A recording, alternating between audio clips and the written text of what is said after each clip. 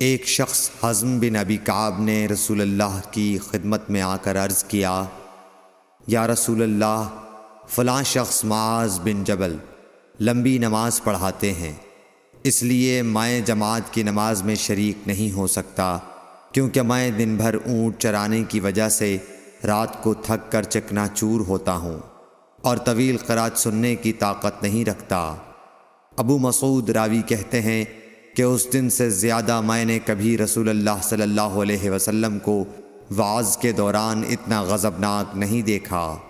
آپ صلی اللہ علیہ وسلم نے فرمایا، اے لوگو، تم ایسی شدت اختیار کر کے لوگوں کو دین سے نفرت دلانے لگے ہو۔